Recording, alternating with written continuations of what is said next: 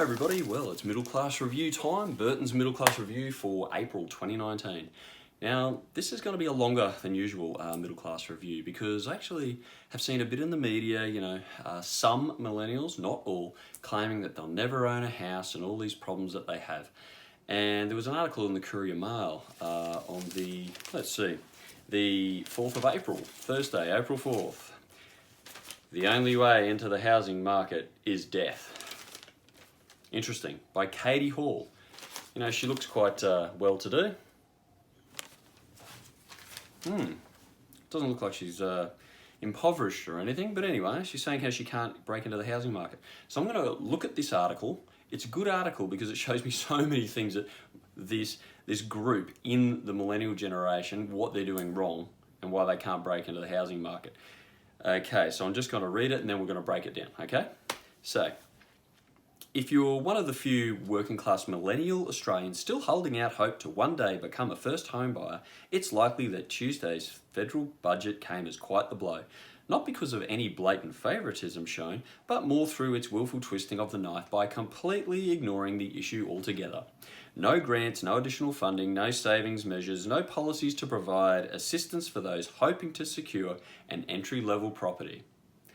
This constant inability to address what remains to be the single most pressing issue for many millennials has now left a huge cohort of people with two ridiculous options. Either we win the lotto or sit back and wait for our parents to die.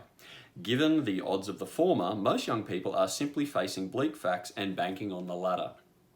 Call it morbid, but for young people wanting to enter the real estate market, there is an increasing fear that unaffordability is here to stay. Unless your parents can provide a deposit or act as guarantor, the timeframe in which the temporary market cool is predicted to last is nowhere near long enough for most to save the required amount.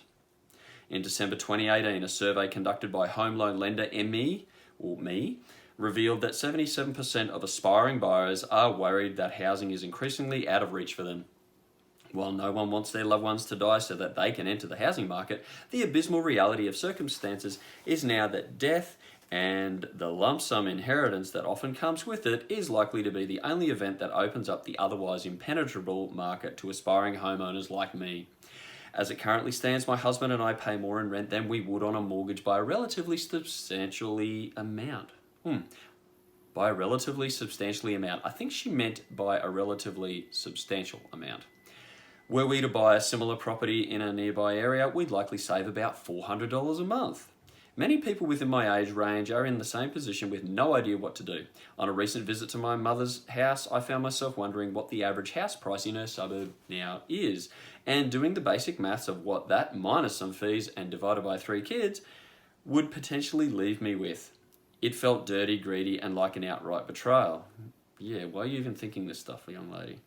But what so many older Australians don't seem to realise while turning up their nose to the many studies that show millennials to be better savers than previous generations is that the prospect of not getting into the housing market is an all-consuming issue that fills many young people with a sense of hopelessness. Like many of my friends, I did everything right. I've been working in part-time and full-time jobs since I was in high school. I went to university. I paid off my near $40,000 university debt. I saved money. I've built up a good credit rating. I've paid tax and built up a robust superannuation account. Yes, I've taken overseas holidays, not just one, ordered food from delivery service apps, and splurged on some nice clothes. But in no way do these combined purchases come close to totaling what is now required for a housing deposit in most Australian cities. It's infuriating, but for as long as we can't get ahead and the government remains deaf to this issue, we're stuck on a hamster wheel fretting about our futures until someone we love dies. Now, to all the boomers feeling a desperate need to yell about how this is an imagined problem being raised by an over-entitled generation, kindly sod off. Or alternatively, feel free to add me to your will. Katie Hall. Well, Katie, you do sound like a group of people who are in the millennial generation. I hate the whole millennial generation generalization.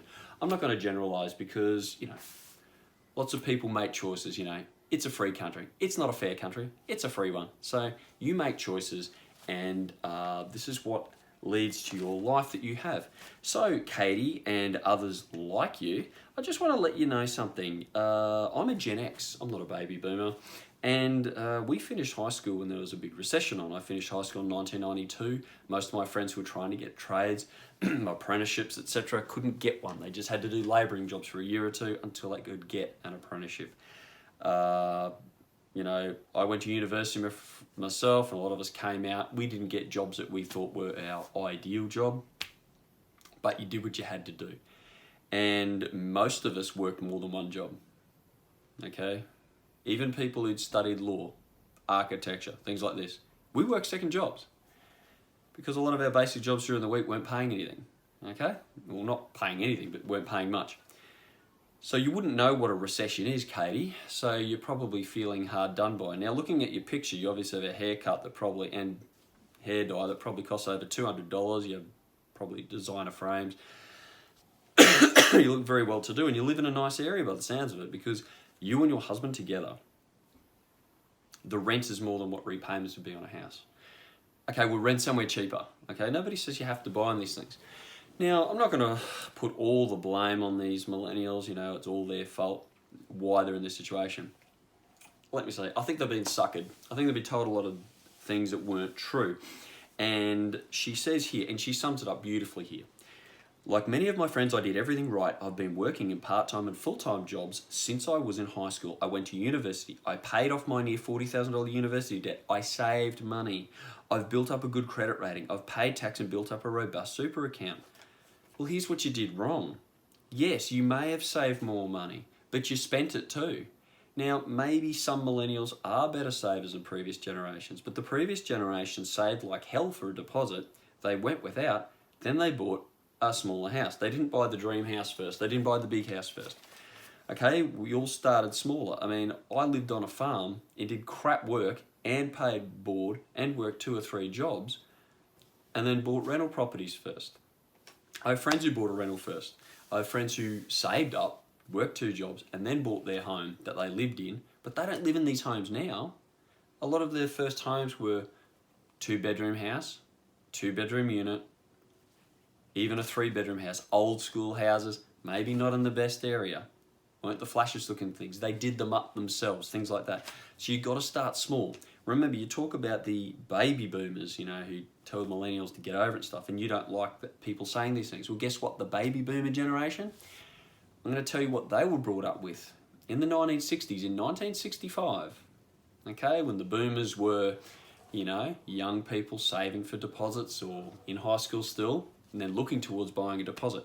The average size house in Australia, in the suburbs, was exactly half what it is now. Okay, millennials, get that, half the size. The houses on average were half the size. So what you're looking at buying today, divide it by 2. That's what you should be looking at, okay? Not a 4 or 5 bedroom house with double lock-up garage in that lovely middle class area that you like, or a really trendy townhouse or something in, you know, some in a suburb that's 5 k's from the CBD or something like that. Now, also she said, I've saved money, I built up a good credit rating. Well, this is where you and others in your generation have been suckered. According to a bank manager from one of the big 4 Australian banks who I was good mates with and was actually best man at his wedding, he said to me, here are his exact words, "We don't give an F about your savings. We don't want your effing savings. We want you in debt. This is where we make our money." So she saved, but then she spent on things like overseas holidays and ordering takeout food and really nice clothes. But then she also built up a credit rating at the same time. Now, a good credit rating, this is a lie. You don't need a good credit rating if you want to buy a house. You need a good savings rating. So what a lot of young people do, like this lady, they buy a brand new car, a near new car, they pay it off over 5 to 7 years, that gives them a good credit rating. They get a credit card and they spend money on their overseas holidays and they pay off the credit card and think they're doing great. Oh, look at me, I've got a good credit rating. You don't need this. It's a lie and a myth perpetuated by the banks to make money out of you and make you debt slaves, okay? They go into your schools and they tell you you need a credit rating. You hear parents parroting the same thing, repeating, you need to build up a good credit rating. You don't. You do not need this. I mean, I bought a $3,500 car. It was my first car in my early 20s. Now, I'd saved up about $1,500 and I borrowed $2,000 off my parents, And then I had to get an engine rebuild, and oh my God, it was an older car. It was 17 years old, with over 180,000 on the clock. And unfortunately, it was just a basic General Motors car, base model, and oh God, the cars back then were terrible. Nowhere near as good as the cars that these millennials are driving these days. And it was unreliable. I pumped heaps of money into it, but I still saved up a deposit. Why? Because I didn't borrow much at the time. I borrowed off my parents. I paid them more than what they would get from a bank. So I did pay them interest. Don't think I got off scot-free. My parents profited, of course, which is only right. It's only right. Less than what I learned if they just gave me money. Ridiculous. So she's had overseas holidays. Well, look what Generation X did differently. I look at myself and my best mates, and even my millennial cousins who I'm good friends with. These people with working class jobs, I'm talking mechanics, concreters, renderers, cabinet makers. We've all been on incomes less than $70,000 a year. Okay? We've all bought houses. How? Well, we went without the overseas holidays. You either don't go overseas, or if you do, you go later in life. I went on an overseas holiday when I was 34. And at this stage, I think I'd already got, I think I was on my sixth house, sixth property at the time that I'd purchased. At the time, I had 3 rentals, and I was living in a crappy place renting, okay? So it's called delayed gratification. You know that coffee you buy every day? $5.20 for a large one at the coffee club, or $4.20 for a small? Okay? That adds up over time. You know, let's say you only buy let's say you only bought, say, 4 large coffees a week. That's over $20 a week. There's $1,000 a year. Also, she says, you know, things like that. She probably buys that sort of thing. And eating out. That costs you a fortune. Nice clothes. See this shirt? I bought it at St. Vincent de Paul. I like nice clothes too. I'd rather wear an Armani shirt. But I paid $7 at a St. Vincent de Paul store, which is a layman's charity store, and they provide, with the money they make from these donated clothes, they make money and they donate the money to housing shelters. They provide housing shelters for women who are, you know, victims of domestic violence. They provide housing to poor people. They provide meals for the homeless, things like that. So I don't mind supporting Vinnies, but this shirt, brand new, was about $75, $80, but I got for $7. A brand new shirt I bought recently, yeah, a Puma shirt, brand new, $15 at Foot Locker. Okay, I didn't pay $40. So look at the percentage.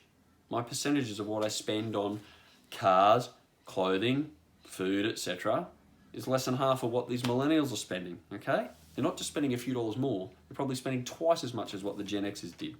So what if you save? If you're spending it on overseas holidays and nice things and stuff, well, you're not going to have much of a deposit, are you? You know, the boomers and the Gen Xers were saving, and then they spent it on a property which went up in value, or shares. So, you know, she's wanting the government, you know, the government remains deaf to this issue. Well, why should the government give you a handout so you can buy a house? Why does the government have to do this? You have a job. Now, the federal government, she's whinging about the federal government. The federal government already owes over $536 billion. What, should they borrow money from China so you can get, you know, a 10 or 20 grand grant? Now, all these grants do is artificially prop up the market, which increases the price. So the grant ends up being built into the new home price anyway. I mean, so you just end up paying more for your home. I mean, it's ridiculous. And my generation, I bought my first house in 1999. I was paying 7.5%. I thought that was a really good rate because my parents were paying 13.5% fixed. Many people on variable rates who are baby boomers, in 1991, they were paying over 17% in interest. I mean, imagine those home loan payments. You know, and then up to 2009 or so, I paid anywhere between 7.5% and 9.5% interest. Yeah, this time I had variable rates. So, look, you're borrowing money. What can these young people get loans for? They can get an interest rate loan at 4.5%. So look, all I'm saying is, you've probably been lied to, and you've done things wrong. But you know, you can get advice. There is plenty of advice out there. Check out a book by Scott Pape called The Barefoot Investor, the only money guide you'll ever need. Something like that. There are plenty of books in bookstores where you can just get this information, and they'll tell you step by step what to do to get the deposit, how to get your house, things like that. Sometimes you have to be creative, and sometimes you have to suck it up and do really crappy jobs. Yes, there's extra jobs out there to do, and it may not be in the suburbs. You know, maybe if you take a bit of annual leave, instead of going overseas, why don't you go fruit picking? I know plenty of farmers who are desperate to get people to do work, and they'll pay the money, but instead they have to rely on backpackers from France, Germany, people from Brazil, stuff like that. I mean, I used to work with a French guy, young guy. He went down to Victoria, never picked a cherry in his life. He was clearing over $1,000 a week. I mean, there's a creative way of making more money. Also, here's the top tip I can give you millennials how to make money. Look, here's what I did. When I was working 2 jobs, and all my friends did this, we'd work extra jobs. Even if you only made a little bit extra, you'd save it, you'd put it away. Now, I used to pick pineapples all day Sunday, like start at 7 a.m, you'd finish when the sun went down after 5:30 or something.